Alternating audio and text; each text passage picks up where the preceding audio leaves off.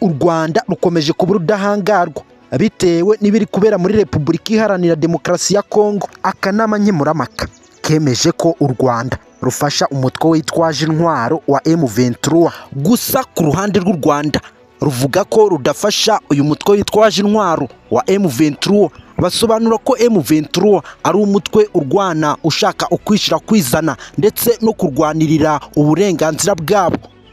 U Rwanda rukomeza rusobanura, sinzi impamvu mudushinja ingabo za M23 kandi leta ya Kongo ari yifite abaturwanya aribo basize bakoze jenoside mu gihugu cy'u Rwanda FDLR. Igihugu cya Kongo gikomeje kuturwanya, turabyumva pe, gikomeje kuturwanya bitewe n'abaturage bari kugenda bicwa. Aba baturage bari kugenda bicwa n'igisirikare cya FARDC. M23 ikazi bakiza. Ese ko M23 iri kuza ikiza abaturage ba Kongo ndetse bafite ubwenegihugu bwa Kongo, sinzi impamvu mu bishinja u Rwanda. Ati yuko bavuga ururimi rw'ikinyarwanda. Kuba bavuga ururimi rw'ikinyarwanda, u Rwanda ntabwo rwabigizemo uruhare mu kutandukanya abaturage babo n'u Rwanda. Ubu butaka mufite turabizi ko ari ubwacu. Abakoroni aribo Babirigi nibo babigizemo uruhare mu gutandukanya abaturage n'igihugu cyabo. Mu kumara gutandukanya abaturage n'igihugu cyabo, bakimara kugera ku butaka bwa Kongo, Kongo ikomeza kwanga aba baturage, ndetse ibyo bibaye kuri leta ya Perezida Tshisekedi. Kuba bibaye kuri leta ya Perezida Tshisekedi, bakomeza gutoteza abavuga ururimi rw'ikinyarwanda, ndetse u Rwanda ntabwo rwigeze rubigiramo uruhare mu gutandukanya abanyarwanda ndetse n'igihugu cyabo.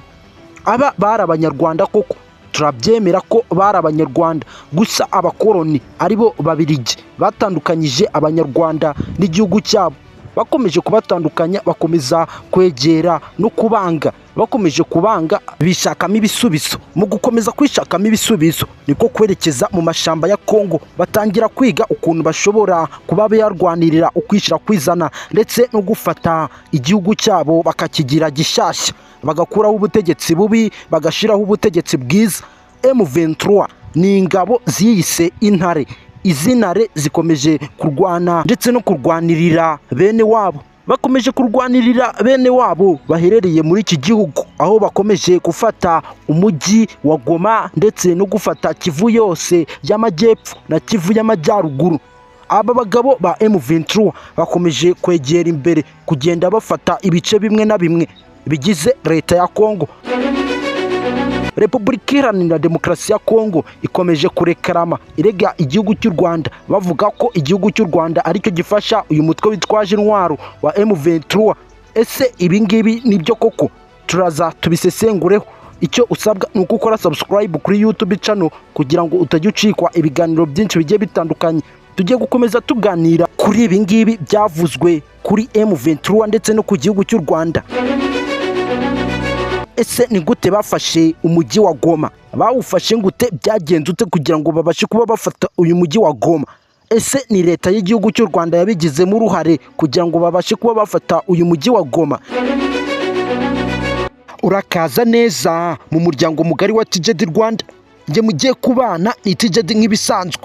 Nk'uko bivugwa na leta ya Kongo, bavuga ko igihugu cy'u Rwanda ariko gifasha umutwe witwaje intwaro wa M23. Gusa umutwe witwaje intwaro wa M23 aba bahoze ari abaturage b'igihugu cya Kongo. Kuba bari abaturage b'igihugu cya Kongo, bamaze kubona itotezwa bari gukorerwa n'igihugu cya Kongo, ngo nuko bavuga ururimi rw'ikinyarwanda. Bakimara kumenya ko babatoteza ndetse igihugu cya Kongo kibanga nk'abaturage babo, bajya mu mashamba kwitoza uburyo bashobora kuba barwanya ubutegetsi bubi buhari, ndetse bakubakana leta nshyashya, bagashyiraho leta nziza ibasha gushyigikira ikiremwa muntu. Kuba bavuga ko igihugu cy'u Rwanda gifasha umutwe witwaje intwaro wa M23, ibi ni ibinyoma ndetse ni politike y'igihugu cya Kongo kugira ngo babashe kuba bagusha igihugu cy'u Rwanda. Ndetse Ababirigi nibo babigizemo uruhare, bafata igihugu cya Kongo ndetse n'igihugu cy'u Burundi ngo barwanye igihugu cy'u Rwanda. Gusa igihugu cy'u Rwanda nacyo cyarabibonye, kirahaguruka kirwanaho. Kuba kirwanaho nibyo bashatse kuvuga ko M23 ifashwa n'igihugu cy'u Rwanda kugira ngo barege igihugu cy'u Rwanda mu kanama nkemurampaka kugira ngo igihugu cy'u Rwanda babashe kuba bagiha ibihano. Gusa ibyo byaranabaye, bahaye James Kabarebe ibihano. Uyu ni generali w'igihugu cy'u Rwanda, bamuhaye ibihano. Igihugu cy'Ababiligi cyari kigiye guha igihugu cy'u Rwanda inkunga, gusa iyo nkunga yaje guhagarikwa yerekeza mu gihugu cy'abaturanyi Uburundi bukimara kwakira iyi nkunga bwakomeje guhohotera igihugu cy'u Rwanda ndetse no kugishotora binyuze mu buryo bwa politiki, mu magambo ndetse no mu bindi bikorwa, bavuga ko bazatera igihugu cy'u Rwanda.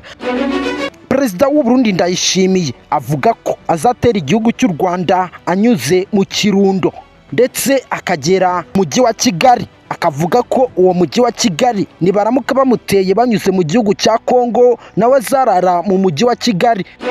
Akanama nkemurampaka kakomeje gushinja u Rwanda ko ari rwo rufasha umutwe witwaje intwaro wa M23, gusa u Rwanda rukavuga ko rudafasha uyu mutwe witwaje intwaro wa M23, ati ahubwo igisirikare cya Kongo nicyo gitoteza abaturage babo ndetse M23 ikaza ikiza abaturage.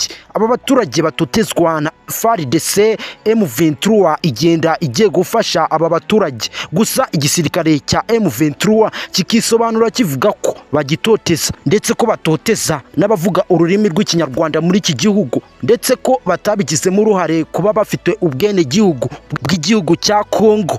Kuba bafite ubwenegihugu bw'igihugu cya Kongo bisobanuye ko natwe turi abanyakongo, kandi ikindi nimba ndi umunyekongo ngomba kurwanirira ukwishyira kwizana ndetse no kurwanirira uburenganzira bwanjye. Ati ni gute ntashobora kuba narwanirira uburenganzira bwanjye nkarwanirira n'abaturage ba Kongo?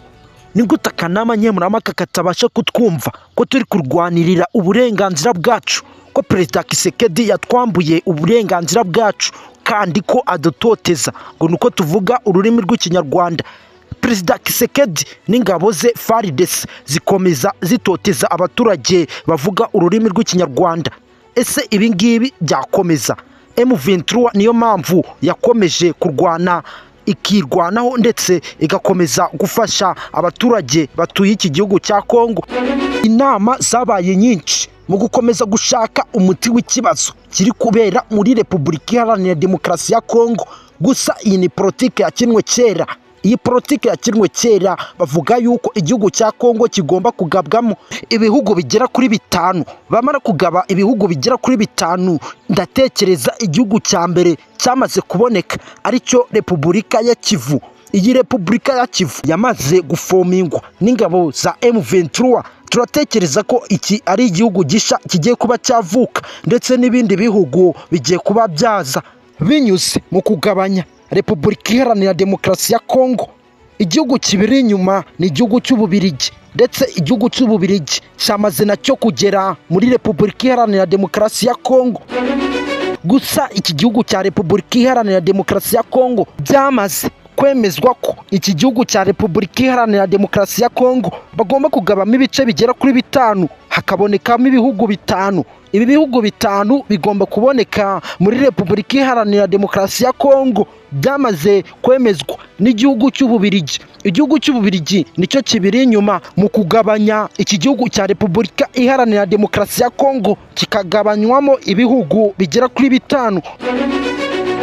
Reka mbasangize ku ifatwa rya Goma tariki 27 z'ukwezi kwa mbere 2025. Umutwe witwaje intwaro wa M23 wamaze gutangaza ko wamaze gufata umujyi wa Goma nk'umujyi ufatwa nk'umujyi mukuru wa Kivu y'Amajyaruguru muri Repubulika Iharanira Demokarasi ya Kongo. Muri urwo rukerera tariki 27 z'ukwezi kwa mbere 2025 hasohotse itangazo ryasohowe n'umukuru w'ingabo wa M23 Lourenço, avuga yuko umujyi mukuru wa Kivu y'Amajyaruguru Goma yamaze gufatwa n'igisirikare cya M23. Ati ikindi kandi abaturage batuye Goma nimutuze, nimuhangayike, nimugire ubwoba. Wibutse ko utagomba kwibagirwa gukora subscribe kuri YouTube channel kugira ngo utajya ucikwa n'ibindi biganiro byinshi bigiye bitandukanye turi kugenda tugutegurira hano kuri TJD Rwanda. turagenda tubana mu biganiro byinshi bigiye bitandukanye, ahanini kuri documentaire. Ntuze gucikwa rero, icyo usabwa ubwo urakora subscribe aho hepfo. Abakoresha ururimi rw'icyongereza ni subscribe, abakoresha ururimi rw'igifaransa ni s'abonner. Kanda kuri s'abonner ubundi tujye tubana mu biganiro byinshi bigiye bitandukanye. Murakoze cyane, bye, tubonane mu bindi biganiro